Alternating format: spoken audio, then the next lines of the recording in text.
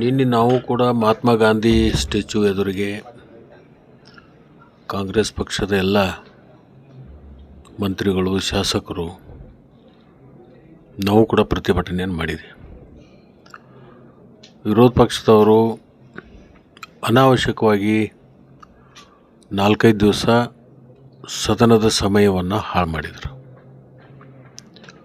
ಸದನ ಪ್ರಾರಂಭ ಆಗೋಕ್ಕಿಂತ ಪೂರ್ವದಲ್ಲಿ ಅವರೇ ಅನೇಕ ತಮ್ಮ ಪಕ್ಷದ ಶಾಸಕರ ತಂಡಗಳನ್ನು ಮಾಡಿಕೊಂಡು ಬರಗಾಲ ವೀಕ್ಷಣೆ ಮಾಡ್ತೀವಿ, ಬರಗಾಲ ಎಲ್ಲೆಲ್ಲಿದೆ ಆ ತೀವ್ರತೆಯನ್ನು ನಾವು ವಿಧಾನಸಭೆಯಲ್ಲಿ ಚರ್ಚೆ ಮಾಡ್ತೀವಿ, ಸರ್ಕಾರದ ಗಮನಕ್ಕೆ ತರ್ತೀವಿ, ರೈತರಿಗೆ ನ್ಯಾಯ ಕೊಡಿಸುವಂಥ ಕೆಲಸ ಮಾಡ್ತೀವಿ ಅಂತೇಳಿ ತಂಡಗಳನ್ನು ಮಾಡಿಕೊಂಡು ಇವರು ಬಹುತೇಕ ಪಿಕ್ನಿಕ್ ಹೋದ್ರು ಅಂತ ಅನ್ಸಕತ್ತಿದೆ. ಇವರು ಬೆಂಗಳೂರು ಬಿಟ್ಟು ಹೊರಗಡೆ ಹೋಗಿ ಅದನ್ನು ವರದಿ ತಂದು ಅಧಿವೇಶನ ಸಂದರ್ಭದಲ್ಲಿ ಇಂಥ ಗಂಭೀರವಾಗಿರ್ತಕ್ಕಂಥ ಸಮಸ್ಯೆಗಳನ್ನು ಚರ್ಚೆ ಮಾಡೋದು ಬಿಟ್ಟು ಅನಾವಶ್ಯಕವಾಗಿ ಒಬ್ಬ ವ್ಯಕ್ತಿಯ ವಿಚಾರವನ್ನು ಇಟ್ಕೊಂಡು ನಾಗೇಂದ್ರ ಅವ್ರ ಮೇಲೆ ಆರೋಪ ಅದು ಸಿದ್ಧಾಗಿದೆಯೋ, ಯಾವುದಾದ್ರೂ ಕೋರ್ಟ್ನಲ್ಲಿ ಅವನಿಗೆ ಏನಾದರೂ ಶಿಕ್ಷೆ ಆಗಿದೆಯೋ, ಕೇವಲ ಆರೋಪ ಅದು. ಆರೋಪ ಇದ್ದ ಮಾತ್ರಕ್ಕೆ ಅದನ್ನು ಸಣ್ಣ ವಿಷಯವನ್ನು ತಗೊಂಡು ಯಾವಾಗ ಅವನಿಗೆ ತಪ್ಪಿತಸ್ಥ ಅಂತ ಹೇಳಿ ಯಾವುದಾದ್ರೂ ಒಂದು ಎನ್ಕ್ವೈರಿ ಏಜೆನ್ಸಿ ಆಗಲಿ, ಯಾವುದೇ ಒಂದು ಕೋರ್ಟ್ನಿಂದಾಗಲಿ ಅಥವಾ ನಿಯುಕ್ತಿಯಾಗಿರ್ತಕ್ಕಂಥ ಅಧಿಕಾರಿಗಳಿಂದಾಗಲಿ ತಪ್ಪಿತಸ್ಥ ಅಂತ ಹೇಳಿ ಬಂದ ಮೇಲೆ ಅವನು ಮಂತ್ರಿ ಮಾಡಿದರೆ ಅದು ತಪ್ಪು. ಅದನ್ನು ಚರ್ಚೆ ಮಾಡಬೇಕು. ಈಗ ಆಯ್ತು, ಮಂತ್ರಿ ಮಾಡಿದಾರೆ, ಅದ್ರ ಬಗ್ಗೆ ಚರ್ಚೆ ಮಾಡಲಿಲ್ಲ, ಬರೀ ಧರಣಿ ಮಾಡಿದರೆ ಏನು ಅದರ ಅರ್ಥ? ಚರ್ಚೆ ಮಾಡಬೇಕು, ಸರ್ಕಾರ ಉತ್ತರ ಕೊಡ್ತದ, ಉತ್ತರದ ಏನು ಅದ ಅನ್ನೋದು ತಿಳ್ಕೋಬೇಕು. ಬಿಟ್ಟು ಅನಾವಶ್ಯಕವಾಗಿ 4-5 ದಿವಸ ಸದನದ ಸಮಯವನ್ನು ಹಾಳು ಮಾಡಿದರು.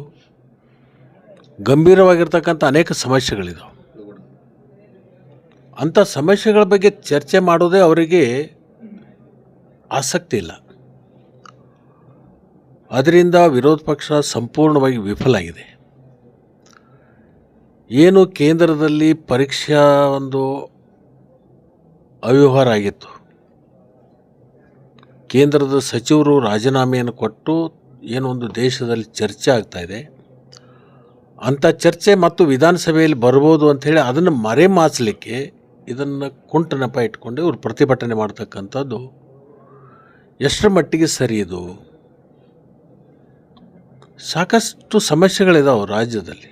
ಒಂದು ಕಡೆ ಅತಿವೃಷ್ಟಿ ಆಗಿರ್ತಕ್ಕಂಥದ್ದಿದೆ, ಒಂದು ಕಡೆ ಅನಾವೃಷ್ಟಿ ಇದೆ, ಅನೇಕ ತಾಲೂಕುಗಳ ಬರಗಾಲ ಅಂತೇಳಿ ಘೋಷಣೆ ಆಗಿದೆ, ಇನ್ನೂ ಅನೇಕ ಕಡೆ ಮಳೆಗಳಾಗಿಲ್ಲ, ಬೆಳೆ ಬಂದಿರತಕ್ಕಂಥದ್ದು ಹಾನಿ ಆಗ್ತಾಯಿದೆ.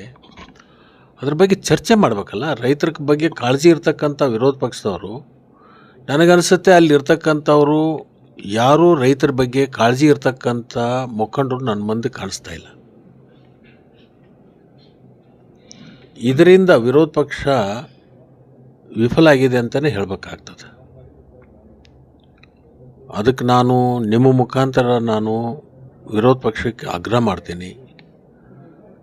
ನಾಳೆ ನಡೀತಕ್ಕಂಥ ಇನ್ನು 3-4 ದಿವಸ ಮಾತ್ರ ಉಳಿದಿದೆ. ಸೋಮವಾರ, ಮಂಗಳವಾರ, ಬುಧವಾರ ಮತ್ತು ಸೂಟಿ.